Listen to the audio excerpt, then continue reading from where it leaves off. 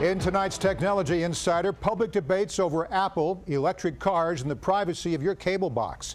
Some of the nation's top political players are trying to drive a wedge between Silicon Valley and the American people. Joining me with the latest is Brian Fung, technology reporter for The Washington Post.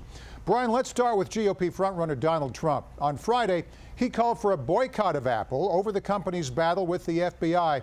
What's this all about? Bring us up to date. Well, what the FBI wants is to gain access to an iPhone that was used by one of the San Bernardino shooting suspects. And Apple is saying that if it gives the government access to the phone, what it would have to do is to disable a feature that wipes the phone's storage after 10 incorrect passcode attempts. Now, the government says that that feature should be disabled for this phone specifically, and Apple is saying that if it does that, it would be essentially giving the government a backdoor to all of the information that's contained in each of the phones that are owned by all of its customers. Now, this fight has spilled over now into the political arena, where Donald Trump said he would boycott Apple, and that consumers also should boycott Apple until the FBI gets what it wants. One of the great ironies about this is that when Trump made his announcement, it would seem to be pretty off the cuff, and immediately following that, he was still tweeting from his iPhone. So that's right. He's very active, as we know, on social media. Just ask Jeb Bush. He has more than 6 million Twitter followers. And you tell me that Trump is using an iPhone? I know he and the campaign have various devices and phones.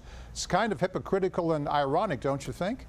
Well, Trump later clarified that he has both a Samsung phone and an iPhone, and that if the FBI doesn't get what it wants, then Trump will switch exclusively to using his Samsung phone. Now, we'll see if that actually winds up occurring, but at that point, at this point, this is sort of the state of play.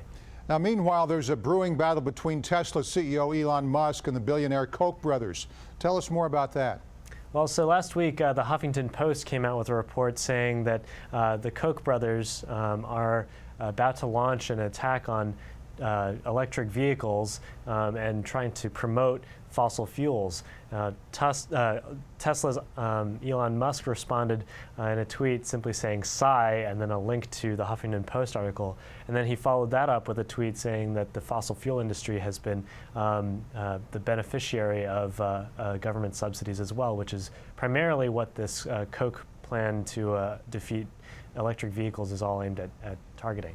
Now, let's move on to the Federal Communications now. They want consumers to have more choice regarding set-top boxes. These display cable programming on your TV. Now, the FCC had a big vote last week. What happened? Well, the FCC decided to open a proceeding that would allow the public to comment on a proposal that would have the government essentially trying to crack open the market for third-party set-top boxes. Now, what that means is that companies such as Apple or Google or Amazon would then be allowed to build their own boxes that can then talk to your cable connection. Right now, most Americans rent their cable boxes directly from their cable providers for a monthly fee. Well, under this government proposal, there would be a lot more flexibility and freedom for other manufacturers to jump into that market. So more than Google, because my next question was how would this impact Google, but you're saying all sorts of other companies would be involved. That's right. Part of what the government is saying here is that it's not sure what type of innovations might occur as a result of this proceeding. And it could be everyone from Google to Amazon to the next Steve Jobs designing an app in his garage. So if this proposal moves forward, and it'll be very interesting to see if and how it does, that's essentially the world that we could live in. Now, there's so much fine print when we get our cell phone bills, our cable bills, various taxes, attachments. Tell me again how this would impact cable bills.